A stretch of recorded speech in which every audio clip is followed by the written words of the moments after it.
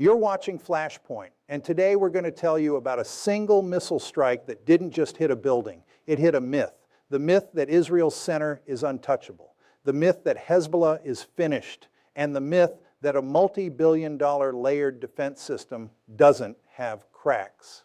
On March 9th, 2026, day 12 of the most intense conflict Israel has fought in decades, Hezbollah fired precision missiles into the heart of the country, and the IDF was forced to say 3 words. It almost never says out loud, "We had a failure." Stay with me, because this story has 4 layers, and each one is more significant than the last. The Valley of Elah, roughly 30 kilometers west of Jerusalem, 160 kilometers from the Lebanese border. This is where Hezbollah's missiles landed on March 9th.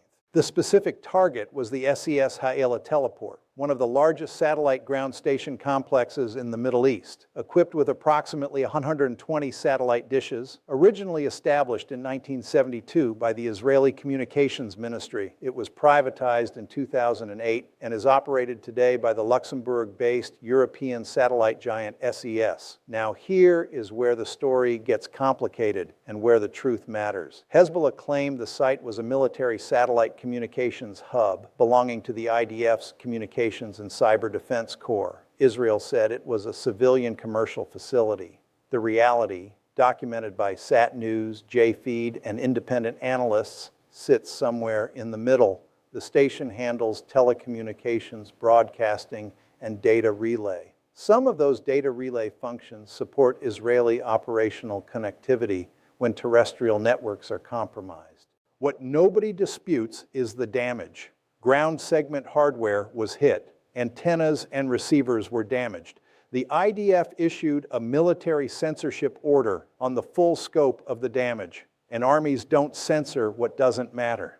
The Times of Israel and Ynet both confirmed what the IDF acknowledged after a formal investigation. 2 Hezbollah missiles hit central Israel without being intercepted and without warning sirens sounding in the affected areas. The IDF called it an isolated failure. That phrase deserves examination. Isolated failure is what military communications offices say when they need to acknowledge a breach without expanding the narrative of vulnerability. But here is the context that makes the word isolated inadequate. This was not a random rocket fired into open ground. These were precision-guided missiles. What Israeli Channel 15 confirmed were likely long-range surface-to-surface weapons, possibly in the class of the Khaybar-1, Fateh-6 rocket, or Fateh-110 ballistic missile, as assessed by the Critical Threats Project at the American Enterprise Institute. Precision missiles of this type don't succeed by volume. They succeed by targeting intelligence and guidance accuracy. 2 missiles hit a specific facility 160 kilometers from the border. That is not luck. That is a weapons system working exactly as designed, and a defense system that, under multi-front pressure, did not stop it. The Atlantic Council published an analysis from Beirut on March 10th asking a direct question: is this Hezbollah's last war with Israel? The answer buried in that analysis is more complex than the headline suggests.